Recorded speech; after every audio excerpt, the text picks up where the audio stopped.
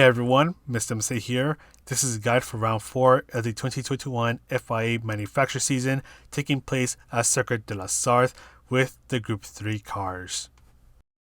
For this guide, I had the brake balance at 0 for time trial, race, and qualifying, although -1 can also work on the Viper as well. Take this right turn flat out, and just as this turn ends, that is where you want to start to brake. Brake as much as you can for a short while and be very careful with your wheel placement. So if you decide to bring all 4 wheels over the curbs, you need to be completely off of the braking and throttle, otherwise you will get an off-track penalty. So for example right here, I take advantage of the curb, but I was completely off of the brakes and throttle. And once I get back on the tarmac, that is where I get back on the throttle. The safer way to do it is to keep at least 2 wheels in between the white lines. Your next braking point is after you pass the final cute little cone that is on the right. So this is exactly where I start to brake. Brake hard for a short moment and slowly ease off of the brakes as you turn in. Slowly get on the throttle and make sure you do not touch the grass on the left. Then just as the track on the right opens up, that is where you want to use a very quick burst of braking. Take advantage of the curves and bring yourself back towards the tarmac as soon as you can. So in a moment, we'll go ahead and go light speed. There we go. And your next braking point is our friendly photographer Lester that is hanging out on the left. Good to see you again. Brake hard for a short while and slowly ease off of the brakes as you turn in. Take advantage of the curves. Just be nice and smooth as you make your way through the chicane, and the car will react well to your inputs. Carefully get on the throttle, do not go too wide, and take advantage of the curbs. We'll go ahead and go light speed through this again, and for some reason, there is a very random cone that is hanging out on the right.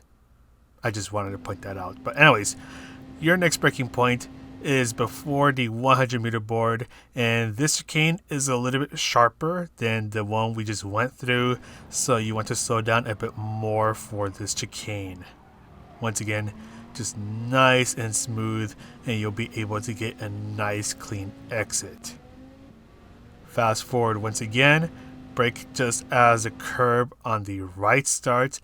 Brake as much as you can for a short while. Carefully ease off of the brakes as you turn in. Do not hit the bollards on the right and get on the throttle as soon as you can. Now let's go ahead and fast forward through this once again. This turn is a little tricky, so start to ease off of the throttle as you turn in. And when you hit the apex, that is where you start to brake. Slowly go onto full braking power. Brake hard for a short while and smoothly ease off of the brakes as you turn in and gently transition over to the throttle. Bring yourself towards the left immediately and brake before you pass the 50 meter board. So you're braking pretty early here because this is a very sharp turn. Focus on getting the car to point towards the next section of the track and start to fully accelerate. Fast forward through this one more time. This turn is a little tricky as well, so once the green area on the left starts, you want to use a little bit of braking. Don't be too sudden, otherwise the car will risk losing control. Lots of throttle control through here, and yeah, even more throttle control. Use a little bit of braking to bring yourself towards the right. Even more throttle control as you bring yourself to the left. Then take this little chicane flat out, bring yourself to the right, and halfway into the pit entrance, that is where you start to brake. So right around here, brake hard for a short moment, carefully ease off of the brakes as you make your way through the series of chicanes.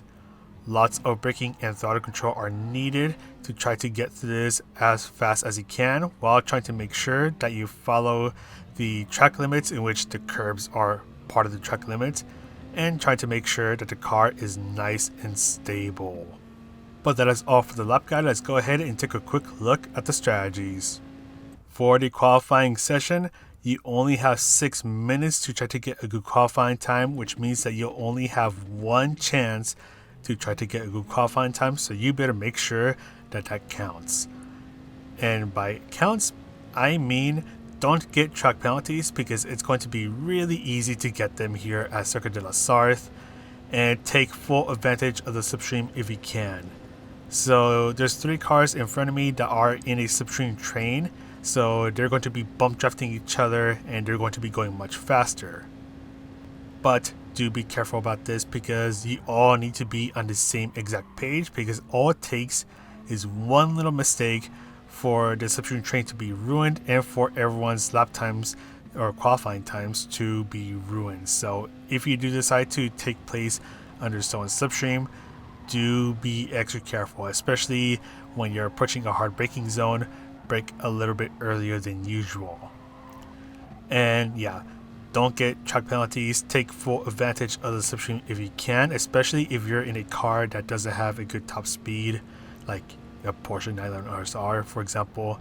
Take full advantage of the slipstream if you can, and do the qualifying session on the racing medium tires and do the race on the racing hard tires. More on that in a bit. So yeah, so 355.2, could have had a 354 if I didn't have to serve a penalty. So once the qualifying session ends, you want to change your tires. So for example, you're going to see me do this over at the Fuji International Speedway race from last week. Go to driving options or car settings, change the front tires first, and then change the rear tires. So for this race, Circuit de la Sarthe, you want to change your tires over to the racing hard tires. Once again, change the front tires first, then the rear tires second. And the reason why that you want to be racing on the racing hard tires is because this is a zero stop race. So yes, you do have the racing medium and hard tires available to you to use, but only the racing hard tires are required. And with the pit laws being an excruciatingly long 25 seconds, you're going to want to do the entire race on the racing hard tires. But first, let's go over the general race information. So we're doing 7 laps at Circuit de la Sarthe with the Group 3 cars. And because we're racing at Circuit de la Sarthe, this video is probably going to be copyright claimed. So if you want to support me, you can press the like, subscribe, all that good stuff. And I do have a membership program which you can check out in the description down below. But shameless plug aside, we have the fuel at ×2, so fuel should not be an issue for most, if not all, cars. And if fuel does happen to be an issue for your car, then you will need to do a little bit of short shifting. And the tire wear is a ×4, which will not present a problem at all for both the racing medium and hard tires. Did I also mention that you should be racing on the racing hard tires? Because I really want to make that point clear. Do not race on the racing medium tires, because you will have to pit and your race will pretty much be over once you pit. So this is pretty much a sprint race on the racing hard tires, and slipstream is going to be ultra important because it's going to help you go faster, obviously. So if you're in a handling car, so your car doesn't have a good top speed, then you're going to need to rely on the slipstream to keep up with those around you or those in front of you. Luckily, if you're in a power car, then this won't be too much of an issue, but hey, a little bit of slipstream will be pretty helpful along the way. So with this track being mostly composed of a whole bunch of super long straights, you're going to eventually find yourself bump drafting with a bunch of people. So in a while, the Ford GT is going to catch up to me because he has a much better speed than I do. And we're just going to be cooperating together. And that's going to be one important thing for this race. It's going to be to cooperate with other cars. So this Ford GT and I that should be catching up soon, we're going to be bump drafting each other for quite a while. So what this bump drafting basically is whoever is behind, they're taking full advantage of the slipstream, and they're going to give the car in front a nice little bump. So the car in the front goes a bit faster, the car behind catches up, goes faster, gives the car a bump, rinse and repeat. Everyone goes faster, everyone benefits from this. And if you are participating in the bump drafting or even just in the slipstream, just make sure you brake a little bit earlier than usual because you are most likely going to be going at a much higher speed than usual. So this bump drafting is going to be extremely beneficial in trying to brake away from those behind you and catching up to those ahead of you. And in this case, we're breaking away from third, fourth, and below. And all we need to do is just bump draft. We don't need to battle it out. There's no point in us battling it out. All we need to do is just work together, try not to make too many mistakes, and pretty much just wait until the end of lap 6 or 7 before we try to murder each other trying to take first place.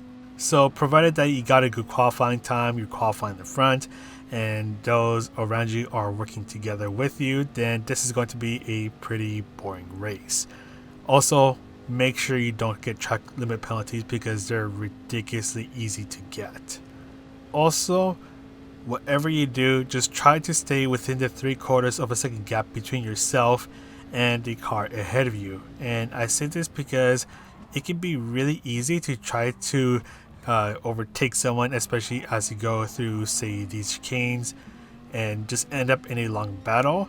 And before you know it, you already lost the slipstream to the car ahead of you, and that pack of cars that was ahead of you, they're going to leave you behind. So if you do try to overtake someone, try to find a way to do it without losing any time. So let's say your car is much faster than the car ahead of you, then that's where you can try to get a good overtake done as you're going down the straights, so before you actually have to brake for a turn. So you do have to be a little smart about when to go for an overtake because yes, there are a lot of straights, which means that there are a lot of opportunities to try to get an overtake done, but not every opportunity is going to be a good one. So you do have to do a little bit of surveying just to see if it's going to be safe and fast to get the overtake done, because the last thing you want to do is get into a long battle and lose a slipstream of the pack ahead of you, because once again, once you lose that slipstream of the pack of cars ahead of you, you're getting left behind. So teamwork makes the wing work.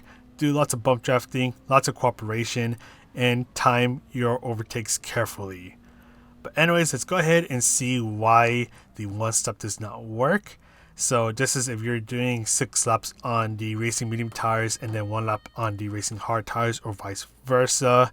So we're going over to the pit stops, and it's going to take about 1 trillion years to get into the pit box. So by the time your car arrives to the pit box, you probably could have already have made a coffee run, get your favorite cup of coffee, and come back to your racing seat.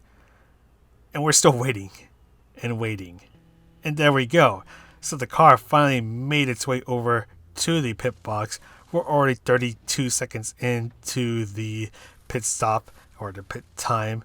And yeah, in this case, we ended up losing about 25 seconds. So is the one stop worth it? No.